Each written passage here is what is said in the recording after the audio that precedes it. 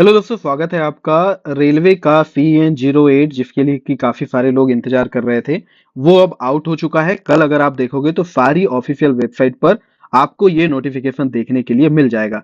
तो आज के इस वीडियो में हम थोड़ी सी बात कर लेते हैं कि इसमें क्या सारी डिटेल है। आपके काफी सारे डाउट्स होंगे एजुकेशनल क्वालिफिकेशन डेट्स को लेकर के, इनफैक्ट वैकेंसीज को लेकर के भी। तो जितनी डिटेल इसमें है जरूरी उस पर हम डिस्कस करेंगे। बाकी जो माइन्यूट डिटेल्स रहेगी, स्पेसिफिक टॉपिक्स रहेंगे, उस पर आने वाले कुछ समय में वीडियो आपको मैं बनाकर देता रहूंगा। इसमें फॉर्म भरने की अभी एकदम से जल्दी मत करना। शुरू के 2-4 दिन आप सारी डिटेल्स एकदम अरेंज कर लो। सारी सेटिस्फाई होने के बाद प्रेफरेंस आपको क्या डालना है वो सारी चीजों को देखते हुए ही आप फॉर्म को अप्लाई करना। देखो, जैसा कि इंडिकेटिव नोटिस जो है वो 28 दिसंबर को ही हमको मिल गया था, इसीलिए इस वैकेंसी को 2024 की वैकेंसी मानी जाएगी। अब आप जैसे देखो कि इसका जो डिटेल्ड नोटिफिकेशन है या फॉर्म को अप्लाई करने की जो डेट है वो शुरू हो रही है जनवरी 2025 में। लेकिन इसको लेकर के आप बिल्कुल डाउट में मत रहना कि ये वैकेंसी कब की है। स्पष्ट बात है कि 08/2024 की ये वैकेंसी यानी सन 2024 की है। तो रेलवे ने जिस प्रकार से प्रॉमिस किया है, ऐसी ही सेम वैकेंसी आपको 2025 में भी देखने के लिए मिल जाएगी। यानी कि अब जो CN है वो सारे के सारे हर साल आने वाले हैं। तो अगर पहला डाउट आपका ये आ सकता था कि ये वैकेंसी जो है इसका 2025 से कोई लेना देना है क्या, तो नहीं। 2025 में भले इसका प्रोसेस हो रहा है, लेकिन ये 2024 की ही वैकेंसी आपके लिए कहलाई जाएगी। ओपनिंग डेट और रजिस्ट्रेशन जो है उसका एप्लीकेशन आप कर पाओगे 23 जनवरी 2025 से लेकर के, और अगले एक महीने तक का समय आपके पास रहेगा, यानी कि 22 फरवरी तक। इस बीच आप फॉर्म अप्लाई कर सकते हो। क्या गलतियां आपको नहीं करनी चाहिए ये मैं हमेशा वीडियो में आपको बताता हूं। चैनल पर काफी सारे इससे रिलेटेड वीडियोस हैं जो आपको, आप अगर अच्छे से मेहनत कर रहे हो आप DV में पहुंच जाओगे, तो बाद में आपको परेशानी हो सकती है। इसीलिए देखो, वो बोरिंग लगे ये वीडियो या जो भी लगे, वीडियो को डिटेल से देखो, ध्यान से देखो। नहीं तो अभी अगर आप अपना 5 मिनट बचाने के लिए इस वीडियो में स्किप करोगे या बस फॉर्मेलिटी के लिए देख लोगे, बाद में 50 घंटे टेंशन में रहोगे, 50 घंटे रिसर्च में जाया करोगे, और कुल मिला के गलती का सॉल्यूशन भी किसी तरीके से आपको आखिरी तक मिल नहीं पाएगा। तो बहुत धैर्य की आपकी परीक्षा हो भी तो भी वीडियो डिटेल से देखो। फॉर्म भरने में गलती नहीं करना है, किसी भी हालत में गलती नहीं करना है, क्योंकि माफी की गुंजाइश जो है फिर वो सिर्फ सामने वाले पर डिपेंड करती है, डिपार्टमेंट पर डिपेंड करती है। आपके हाथ में काफी कुछ रह नहीं जाता है उसके बाद। तो अभी जब सारी चीजें आपके हाथ में है, तो प्रॉपर रिसर्च करके फॉर्म को बहुत सीरियस तरीके से आपको भरना है। जब आप नेट कैफे में फॉर्म को अप्लाई करने जाओ, तो स्क्रीन के सामने आपको बैठना है और सारी की सारी चीजें जो आपके डॉक्यूमेंट्स में है और स्क्रीन पर है उसको मैच करते हुए करना है, जहां आपकी सारी स्पेलिंग सेम होनी चाहिए। दूसरी बात, अगर आपके कोई डाउट्स हैं तो एक FAQ भी है, कुछ दिन बाद रिलीज हो जाएगा इससे रिलेटेड, उसके भी आने का इंतजार कर लेना। दूसरी बात ये कि ऐसी गलतियां मत करना कि कोई ऑप्शन में जहां यस करना चाहिए था वहां आपने नो कर दिया, प्रेफरेंस उटपटांग दे दी बिना रिसर्च के। ये सारी गलतियां मत करना। पिता की जगह माता का नाम लिखने वाले, माता की जगह पिता का नाम लिखने वाले, अपनी जगह पिता का नाम लिखने वाले, पिता वाले की जगह पे अपना नाम लिखने वाले, काफी सारे केसेस मिलते हैं। तो प्लीज उससे बचना, और नेम की स्पेलिंग जो है उसमें गलती मत करना। 10th के डॉक्यूमेंट्स में जो सारी डिटेल है एग्जैक्टली वही डिटेल आपको आगे भरनी है। अगर कुछ लोगों का ये डाउट है कि आधार कार्ड में नाम अलग है, 10th में नाम अलग है, या डिटेल्स में कुछ भी मिसमैच है, तो 10th की मार्कशीट के आधार पर आप अपने आधार कार्ड में करेक्शन अभी कर लो। अगर पहले फॉर्म भरा हुआ है दूसरे में तो भी आधार कार्ड में करेक्शन कर लो, और ये फॉर्म को प्रॉपर डिटेल के साथ भरो। जो भी करेक्शन आधार कार्ड में करोगे तो पुराना आधार कार्ड, नया आधार कार्ड, और बीच में जो करेक्शन कर रहे हो उसकी कोई रिसिप्ट अगर मिलती है तो वो भी अपने पास रखना। अगर ये सब चीजें प्रूव होती है तो बाद में आपको कोई प्रॉब्लम नहीं होगी। चलो, ये सारे मैं प्रिकॉशन, क्योंकि ज्यादा जरूरी यही है, बाद में आप वीडियो में आखिरी तक कोई रुकते नहीं और यही सब जो इंपॉर्टेंट जानकारी मिस हो जाती है, इसीलिए मैंने अभी ये सारी चीजें आपको बता दी। अब इस नोटिस में जो चीजें हैं उसको हम एक बार डिस्कस कर लेंगे। देखो, 22 फरवरी तक फॉर्म अप्लाई कर पाओगे, लेकिन 23 और 24 की जो डेट रहेगी वो ऐसा रहेगा कि आपने फॉर्म अप्लाई कर दिया लेकिन फीस अगर पे नहीं कर रहे हो तो फीस पे करने के लिए 2 दिन का समय रहेगा। कभी कभी ट्रांजेक्शन फेल हो जाता है जिसका पता चलने में हमको 1 दिन का समय लग जाता है, 2 दिन का। इसीलिए ये 2 दिन का एक्स्ट्रा समय दिया जाता है कि अगर ट्रांजेक्शन फेल हो जाता है बाई चांस, तो आप फिर से पेमेंट कर सको। अगर जब तक पेमेंट का स्टेटस सक्सेस नहीं होगा, आपका एप्लीकेशन अप्लाई नहीं माना जाएगा। ये जो डिटेल है ये है मॉडिफिकेशन की डिटेल, जिसमें आपको चार्जेस पे करके अगर आपने क्रिएट एन अकाउंट के अलावा कोई भी फॉर्म एप्लीकेशन में मिस्टेक कर दी है तो उसको आप सुधार पाओगे, चाहे वो कोई भी मिस्टेक हो। याद रखना, क्रिएट एन अकाउंट का जो सेक्शन है इसमें अगर कोई गलती करोगे तो वो यहां पर करेक्शन में कंप्लीट नहीं कर पाओगे, करेक्शन में नहीं सुधार पाओगे। अब मेरी बात एक बार सुन लो। अगर आपने 2024 में रेलवे की किसी भी वैकेंसी के लिए अगर अप्लाई किया था, rrb.gov.apply.in एक वेबसाइट है ना, शायद rrbapply.gov.in है। अगर उस वेबसाइट पे अपने अकाउंट क्रिएट कर लिया तो सेम क्रिएट एन अकाउंट की ही डिटेल आपको यहाँ पर यूज करनी है। यानी अब आपको ऑलरेडी हैव एन अकाउंट वाले ऑप्शन पर क्लिक करके जो अपना रजिस्ट्रेशन और पासवर्ड है उसके थ्रू लॉगिन करना है। यानी अगर एक भी बार अकाउंट कोई ने क्रिएट किया है तो फिर से अकाउंट क्रिएट करने की जरूरत आपको बिल्कुल भी नहीं है। किसी लोगों को अगर ऐसा लग रहा है कि ये सारी चीजें आप मैं पहले से मेरे चैनल पे देख सके हो, आपको सारी जानकारी पहले से है, तो आपको यहाँ पर ये वीडियो को 2x करके देखने की सजेशन मैं आपको देता हूं। अगर 2x करके देखोगे तो जहां पे आपको लगेगा कि ये कुछ मैं इंपॉर्टेंट चीज बता रहा हूं जो आपको पता नहीं है, तो आप वीडियो को फिर थोड़ा नॉर्मल स्पीड में करके देख लेना, फिर 2x करके देख लो, पर मिस मत करना। अब डेट्स की बात हो गई तो अब वैकेंसीज क्या है उसके बारे में अगर बात करें, 7th सीपीसी के तहत लेवल 1 की जो वैकेंसीज है जिसमें बेसिक पे 18,000 है, उसकी आपको 32,438 वैकेंसीज देखने मिलेगी। ऑफकोर्स यहाँ पर different different kind of post आपको मिलेगी जिसके लिए मेडिकल स्टैंडर्ड सारे अलग। एज का क्राइटेरिया 18 से 36 ईयर अगर आपकी एज है तो आप इसके लिए अप्लाई कर पाओगे। ये यूआर के लिए मैं यहाँ पर बता रहा हूं। अगर आप यहाँ पर अगर 18 से 36 लिखा है और आप अगर ओबीसी से हो तो आप इसमें जितना भी एज रिलैक्सेशन मिलता है आपको, आप वो 36 के प्लस में कर सकते हो। जैसे ओबीसी को 3 साल मिलता है तो आप ऐसे 39 कर सकते हो। अब क्या सारी पोस्ट के लिए ये है, हम आगे अगर नोटिफिकेशन को पढ़ेंगे तो हमको समझ में आ जाएगा। यहाँ पर लिखा हुआ है कि ये जो आपको 3 साल का एज रिलैक्सेशन मिल रहा है ये वन टाइम मेजर के रूप में आपको दिया जा रहा है। यहां अगर देखो वन टाइम रिलैक्सेशन के रूप में दिया जा रहा है। आप अगर 2025 के कोई वैकेंसी का वेट कर रहे हो जिसमें आपको ऐसा लगेगा कि 39 एज मिलने वाली, तो ऐसा नहीं होगा। वहां पर ये एज एक्चुअली 1833 ही रहेगी। ये सिर्फ कोविड 19 की वजह से वैकेंसी नहीं आ पाई थी, इस वजह से कोई आउट ऑफ एज ना हो जाए, इसीलिए ये वन टाइम मेजर के रूप में यहाँ पर आपको एक रिलैक्सेशन दिया जा रहा है, जैसा कि 2024 की सारी वैकेंसीज में किया गया था। याद रखना आगे ऐसा कंटिन्यू नहीं रहेगा। तो कुछ मेरे भाई लोग अगर बॉर्डर लाइन पे हो एज के मामले में और आखिरी बार एग्जाम दे रहे हो तो आपको बहुत ज्यादा सीरियस रहने की जरूरत है, और पहली बार दे रहे हो तो भी बहुत ज्यादा सीरियस रहने की जरूरत है, क्योंकि कंपटीशन कहीं से भी कम नहीं रहने वाला है, इस बात को निश्चिंत रहो आप। 32,000 वैकेंसी लेवल 1 की पोस्ट के लिए काफी कम है। इसके पहले 1-1 लाख वैकेंसी भी आ चुकी है, तो आप इससे अंदाजा लगा सकते हो कि कंपटीशन तो तगड़ा रहेगा, मेहनत आपको बहुत करने की जरूरत है। याद रखो यहाँ पर जो एज रिलैक्सेशन मिलते थे वो सारे के सारे इस एज रिलैक्सेशन के ऊपर में आपको मिलेंगे। जो रजिस्ट्रेशन और सबमिशन से रिलेटेड जो डिटेल्स है वो यहाँ पर लिखी हुई है। तो अगर इस को हम पढ़े यहाँ पर तो क्या लिखा हुआ है कि आप अगर अपने फाइनल रिजल्ट का वेट कर रहे हो एजुकेशनल क्वालिफिकेशन का इस डेट पर भी, तो आप अप्लाई नहीं कर सकते, आपको अप्लाई नहीं करना है। आपका जो रिजल्ट है वो 22/2/2025 या उसके पहले आ जाना चाहिए, तभी आप इसके लिए अप्लाई करोगे। यानी जिस दिन आप अप्लाई कर रहे हो उस दिन आपके पास आपका रिजल्ट पास के रूप में होना चाहिए, जो भी क्वालिफिकेशन के आधार पर अप्लाई कर रहे हो वो। अब नोटिफिकेशन में अगर आगे देखें तो आपके पास आपका वैलिड ईमेल आईडी और मोबाइल नंबर होना चाहिए, और इस ईमेल आईडी और मोबाइल नंबर को आपको पूरे रिक्रूटमेंट प्रोसेस के तहत एक्टिव रखना है, क्योंकि आपको काफी सारे अपडेट्स जो है वो एसएमएस और ईमेल के माध्यम से मिलेंगे जब तक कि रिक्रूटमेंट कंप्लीट नहीं हो जाता। थोड़ा समय लेकर के आपका मैं ये पॉइंट 5 पे अच्छे से डिस्कशन कर लेता हूं। देखो, एक बॉटम लाइन आपको बता देता हूं, हर वैकेंसी को एक इंडिविजुअल एग्जाम आप मानो। बात क्लियर है? यानी आरआरबी की भले 8 वैकेंसी आई लेकिन हर वैकेंसी एक अलग एग्जाम है, 2 वैकेंसी का कोई लेन देन बीच में नहीं है। यानी कि आपने अगर आरआरबी की किसी पहले की वैकेंसी में मान लो कोई भी आरआरबी से फॉर्म भरा हो, इस वैकेंसी में पर्टिकुलर किसी भी आरआरबी से फॉर्म भर सकते हो। ऐसा नहीं है कि पहले किसी पर्टिकुलर आरआरबी से भरा था तो इस वैकेंसी में भी उसी आरआरबी से भरना है।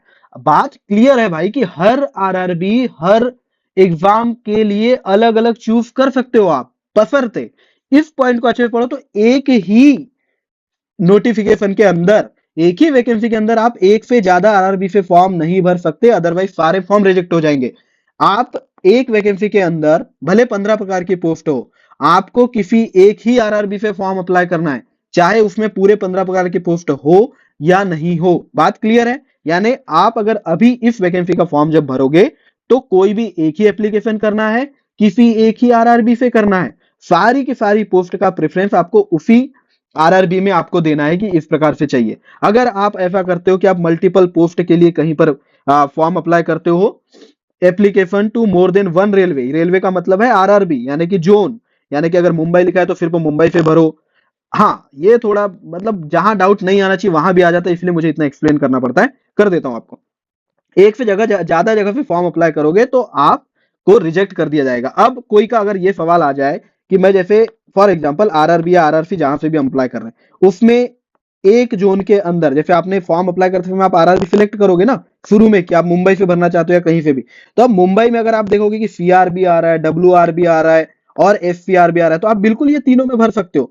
बात यह है कि जो आप एक एप्लीकेशन कर रहे हो वो एक ही एप्लीकेशन रहना चाहिए और उसमें जिस आरआरबी से भर रहे हो, जिस आरआरसी से भर रहे हो वही रहना चाहिए। अब सेम इसी आरआरसी के अंदर अगर 3 जोन की रिक्रूटमेंट हो रही तो बिल्कुल आप तीनों का कर सकते हो, इसमें कोई दिक्कत नहीं है। लेकिन आप ऐसा करो कि आपने एक बार आरआरबी मुंबई से भी फॉर्म भर दिया और फिर एक फॉर्म आरआरबी अहमदाबाद से भर दिया, एक मालदा से भर दिया, तो ऐसा करोगे तो भैया तीनों से फॉर्म रिजेक्ट हो जाएगा। एक ही एप्लीकेशन करना है, उसमें आप सारी की सारी पोस्ट के लिए फॉर्म अप्लाई कर सकते हो और उस एक आरआरबी के अंदर अगर एक से ज्यादा जोन या कुछ आ रहे हैं, दिख रहे हैं ऑप्शन, तो वो सारे सिलेक्ट कर सकते हो, उसमें कोई प्रॉब्लम नहीं है।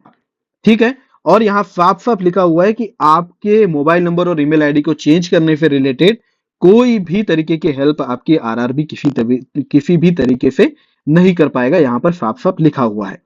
ऑल दो इसके पहले जब पैरामेडिकल कैटेगरीज का या नॉन मिनिस्ट्रियल कैटेगरीज का जब नोटिफिकेशन आउट हुआ था सीएन, तो उसमें ये जो डेट थी वो शायद जुलाई 2025 थी।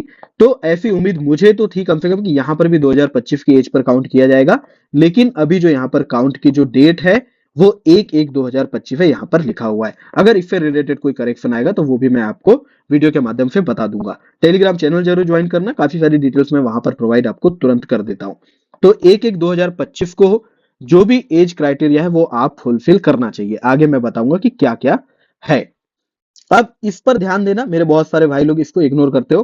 क्रूशियल डेट जो है एससी एसटी ओबीसी स्टेटस को क्लेम करने की या किसी प्रकार का बेनिफिट जो आप ले रहे हो, चाहे वो रिजर्वेशन हो या एज रिलैक्सेशन हो, ये भी जहां पर अगर स्पेसिफाई नहीं किया गया है कि इस डेट पर, जैसे एज के बारे में बात करें तो यहां पर एज के बारे में लिखा हुआ है कि ये डेट है, लेकिन ऐसा कोई मामला जहां एज मेंशन नहीं करी गई है वहां पर बाय डिफॉल्ट जो क्रूशियल डेट मानी जाएगी वो क्लोजिंग डेट रहेगी फॉर्म अप्लाई करने की। फॉर्म अप्लाई करने की जो आखिरी तारीख है वो आखिरी तारीख क्रूशियल डेट मानी जाएगी, अगर कहीं पर कोई डेट को मेंशन नहीं किया गया है। बात क्लियर है। अब सेंटर जो है सीबीटी और पीईटी के लिए ये आपको कहां मिलेगा, कोशिश तो करी जाती है ऑफकोर्स कि आपको पास में मिले, लेकिन कुछ कंडीशन में आपको दूर भी मिल सकते हैं, तो आपको ट्रेवल करना पड़ेगा। एग्जाम सेंटर को चेंज करने से रिलेटेड आप रिक्वेस्ट कर सको, इस प्रकार का कोई भी मैकेनिज्म यहाँ पर नहीं है, कोई भी एग्जाम में नहीं रहता है। अब एग्जामिनेशन के स्टेजेस के बारे में बात करें तो यहाँ पर आपको पता चल रहा है कि एक कंप्यूटर बेस्ड टेस्ट होगा जिसको हम सीबीटी बोलते हैं, और साथ में फिजिकल एफिशिएंसी टेस्ट यानी कि पीईटी भी होगा। अभी ऐसा तो है, देखिए अभी सिर्फ एक सीबीटी है, लेकिन यहाँ लिखा है कि इनके पास राइट है कि ये बाद में सिंगल या मल्टी स्टेज मोड कर सके। अभी तो एक ही है ऐसा दिख रहा है, आगे और देखते हैं क्या है। ठीक है। मार्क्स का नॉर्मलाइजेशन होगा क्योंकि ऑफकोर्स एक से ज्यादा शिफ्ट में यहाँ पर एग्जाम आपका होने वाला है। अब शॉर्ट लिस्टिंग जो होगी पीईटी के लिए वो किस आधार पर होगी, तो देखो यहाँ पर रेलवे और आरआरसी वाइज होगी, यानी आपने जो जोन या आरआरसी सिलेक्ट कर लिया, आरआरबी जोन सिलेक्ट कर लिया, उसी में आपकी शॉर्ट लिस्टिंग करी जाएगी पीईटी के लिए। ये किस रेट में होगी, ये होगी 3 टाइम्स ऑफ द वैकेंसीज। यानी देखिए अगर मान लीजिए आपके जोन में 1000 वैकेंसी आती है और आप सीबीटी 1 देने जाते हो तो आपको 3000 लोगों में आना पड़ेगा, तब आपको पीईटी देने का मौका यहां पर मिलेगा। बात क्लियर है। Short listing of candidate for DV and medical, तो ये किस प्रकार से होगी, जैसे आपने फॉर्म अप्लाई करा 1000 वैकेंसी पर, तो 3000 लोग जो हैं सीबीटी 1 क्वालिफाई करके पीईटी देंगे। 1000 पोस्ट अगर मान लीजिए आपके आरआरसी में रहेगी तो 3000 लोग ऐसे रहेंगे जो पीईटी देंगे, और पीईटी के बाद एक वैकेंसी पर एक ही आदमी, यानी कि टोटल 1000 लोग ही ऐसे रहेंगे पहली बैच में। ये जनरल इंस्ट्रक्शंस है, ये आप नोटिस पढ़ोगे तो एक बार पढ़ लेना। ठीक है। ये वाला जो नोटिस है ये मैंने आपको पहले ही आपको बता दिया कि जो भी डिटेल्स आप ऐड करने वाले हो वो 10th की जो मार्कशीट है उसी के आधार पर आपको करना है। ठीक है। बाकी इसको पढ़ लेना, और भी कुछ चीजें होंगी तो आप बिल्कुल पढ़ सकते हो। साथ में अगर कहीं ऑलरेडी आप जॉब कर रहे हो तो आपको एनओसी भी अपने पास रखनी पड़ेगी, या कहीं ना कहीं ऐसा लिखा आपको मिल ही जाएगा। ये लिखने के लिए लिखा है, ऑल्दो ऐसा एक बार करने का ट्राई किया था आरआरसी ने, फिर स्टूडेंट्स ने मना करने के बाद ये नहीं हुआ। प्रेफरेंस यहाँ पर लिखी हुई कि प्रेफरेंस आपको देनी पड़ेगी। राइट टू अपॉइंटमेंट जब पूरे सिलेक्ट हो जाओगे तभी आपको मिलेगा। पोस्टिंग आपके जो जोन रहेगा उसी में होगी, और ट्रांसफर 5 से 10 साल की सर्विस के बाद आप रिक्वेस्ट कर सकते हो। अब मेडिकल स्टैंडर्ड की बात करें तो A3, A2, B1, B2, C1, C2 सारे मेडिकल स्टैंडर्ड यहाँ लिखे हुए हैं। इस पे एक डिटेल्ड वीडियो अलग से है, तो मेडिकल स्टैंडर्ड में क्या रिक्वायरमेंट है वो देख लेना। अभी आपको मैं जो बताऊंगा वो ये बताऊंगी कौन सी पोस्ट पे कौन सा मेडिकल स्टैंडर्ड चाहिए। एज लिमिट ये है 18 से 33 ईयर, नॉर्मल ही रहती है, यानी कि आगे जो भी वैकेंसी आएगी उसमें ये रहेगी, लेकिन कोविड-19 के रिलैक्सेशन के रूप में वन टाइम मेजर में आपको यहाँ पे 18 से 36 ईयर का मिल रहा है। यानी कि अलग अलग पोस्ट के लिए अलग अलग एज है ऐसा लिखा है क्या? नहीं, बिल्कुल नहीं। किसी भी पोस्ट हो, अगर लेवल 1 के अंदर इस वैकेंसी में आई है तो 36 साल तक का कोई स्टूडेंट है, अगर एस्पिरेंट है अगर, तो वो बिल्कुल हर पोस्ट पे एलिजिबल रहेगा, बशर्ते वो मेडिकल स्टूडेंट को भी एक बार देख लो। यानी फॉर्म अप्लाई करते समय तो आपको कम से कम इसकी चिंता नहीं करना है। 36 साल के अगर हो आप तो फॉर्म अप्लाई कर सकते हो। किस डेट पर? तो वो डेट है 1/1/2025।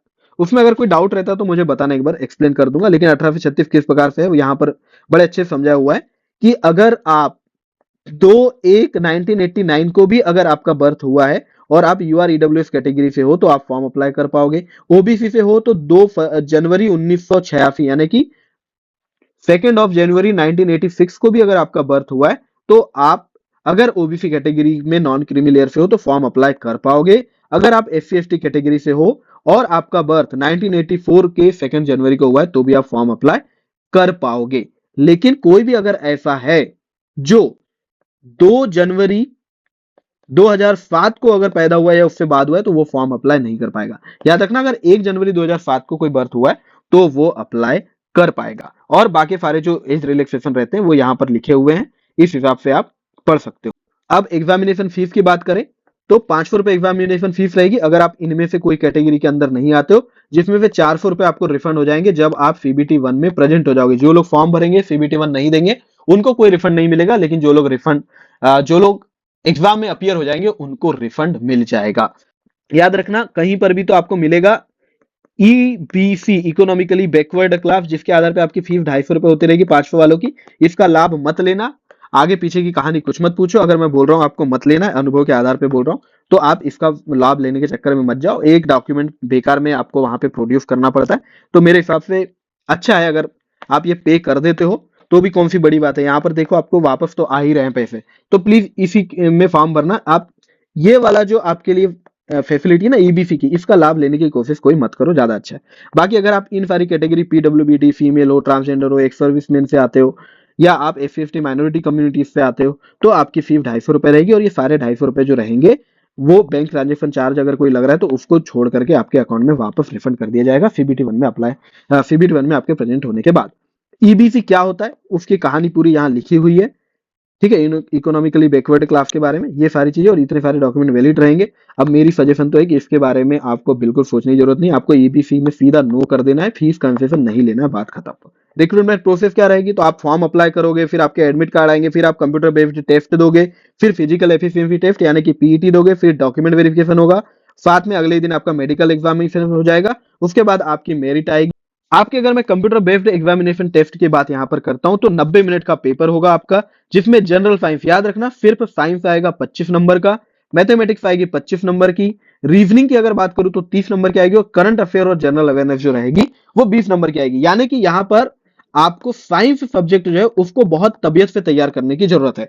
अब जनरल अवेयरनेस और करंट अफेयर में से मोस्टली तो करंट अफेयर क्वेश्चन आते हैं, एक दो क्वेश्चन ऐसे मिलेंगे आपको जो स्टैटिक से आ सकते हैं, तो आपको स्टैटिक से आएगा क्वेश्चन, इसमें उसका प्रेशर लेके पढ़ाई करने की कोई जरूरत नहीं है। आप जनरल साइंस को अच्छे से प्रिपेयर करेंगे और जनरल अवेयरनेस में करंट अफेयर्स को इसको अच्छे से तैयार आप कर लोगे। मैथ्स और रीजनिंग में आपको ऐसा कोशिश करना है कि आपका एक भी नंबर कहीं भी मिस ना हो, ठीक है। नेगेटिव मार्किंग 1/3 की रहेगी, मिनिमम मार्किंग अगर इससे कम होती है तो कोई क्वालिफाई नहीं माना जाएगा, पर इसकी जरूरत यहाँ पर पड़ती ही नहीं है, ऑलरेडी कट ऑफ उससे काफी ज्यादा जाती है। अब क्वेश्चन के टाइप और सिलेबस के बारे में बात करें तो मैथमेटिक्स एकदम बेसिक रहेगी, अर्थमेटिक रहेगी, इसमें बहुत हाई लेवल क्वेश्चन आने का कोई भी चांस नहीं है, बिल्कुल निश्चिंत रहो। आपको बस टाइम मैनेजमेंट पे काम करना है, इसलिए प्रैक्टिस बहुत करने की जरूरत है। रीजनिंग भी आपको अच्छे लेवल की यहाँ पर देखने मिल सकती, कुछ एक क्वेश्चन इसमें रीजनिंग के ऐसे रहेंगे जिसको आप ये सोच के नहीं सोच सकते कि ये 10th लेवल है तो इसमें नहीं आ सकता। रीजनिंग में थोड़े हाई लेवल क्वेश्चंस भी आपको देखने के लिए मिल सकते हैं, क्योंकि देखो सारे एग्जाम्स होने के बाद सबसे लास्ट में एग्जाम होने वाला है, तो काफी सारे क्वेश्चन, मुझे तो लगता है कि 50 से 70% आपको क्वेश्चंस रिपीट करने मिलेंगे।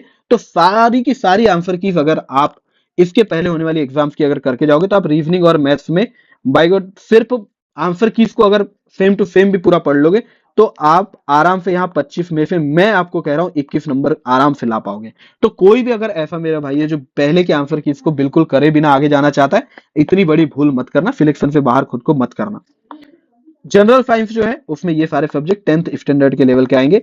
जनरल अवेयरनेस में यहाँ पर इकोनॉमिक्स पॉलिटी ये सब लिखा हुआ है, साइंस ये वो हर चीज लिख दिया है, इसीलिए ये कि ताकि कोई सवाल को आप आउट ऑफ सिलेबस ना बोल सको, इसीलिए तो आपको करंट अफेयर यहाँ पर बहुत तगड़े तरीके से तैयार करना है। करंट अफेयर के साथ जो स्टैटिक तैयार हो जाएगा उसी में आप यहाँ पर स्कोर कर लोगे। बाकी अगर दूसरे एग्जाम्स भी दे रहे हो तो उसका जीएस पढ़ा हुआ आपको यहाँ पर काम आएगा ही, लेकिन जब इस एग्जाम के को नजर में रख के पढ़ो तो साइंस को ज्यादा फोकस करना पड़ेगा। फिजिकल एफिशिएंसी टेस्ट कैसा होगा उसके बारे में बताऊं तो जैसा पहले हो रहा था ये बिल्कुल वैसा ही दिख रहा है, मैंने दिया हुआ है, ये मैंने क्वालिफाई किया हुआ है, जब समय आएगा तो मैं इसको रिलेटेड आपको गाइड कर दूंगा।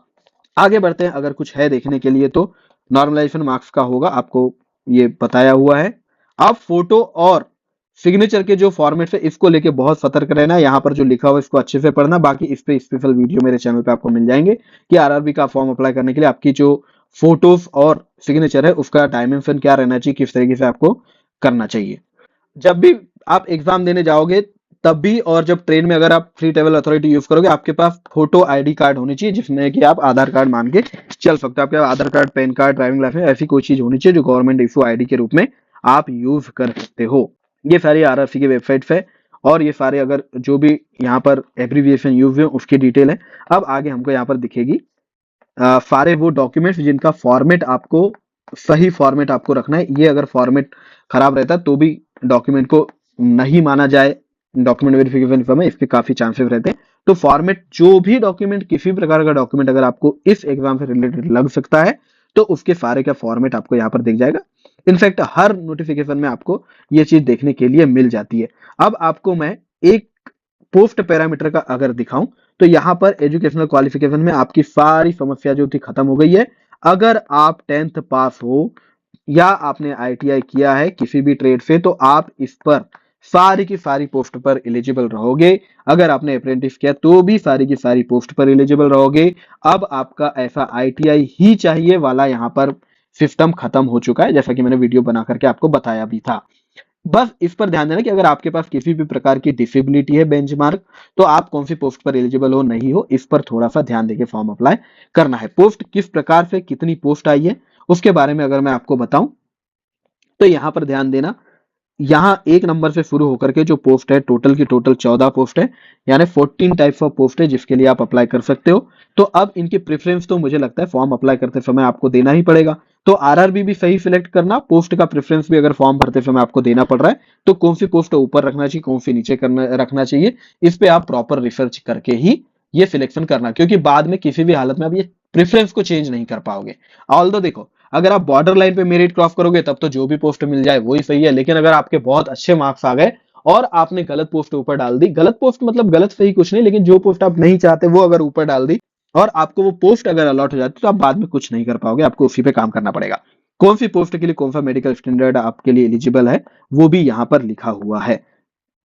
बात क्लियर है आपको, कौन सा डिपार्टमेंट की पोस्ट है ये भी सब यहाँ पर आपको देखने के लिए मिल रहा है। तो 14 प्रकार की पोस्ट है, एजुकेशनल क्वालिफिकेशन ओनली 10th है, बाकी कोई आपको दिक्कत नहीं है। अब किस आरआरसी में कितनी, किस आरआरबी में वैकेंसी है वो आपको यहाँ दिख जाएगी। वेस्टर्न रेलवे मुंबई में इतनी वैकेंसी आपको दिखने मिलेगी। इस प्रकार से आप जितने भी अपने आरआरसी आरआरबी हैं जिनके तहत वैकेंसी निकली वो आप यहाँ पर बिल्कुल आसानी से देख पाओगे, इनको आसानी से पढ़ पाओगे।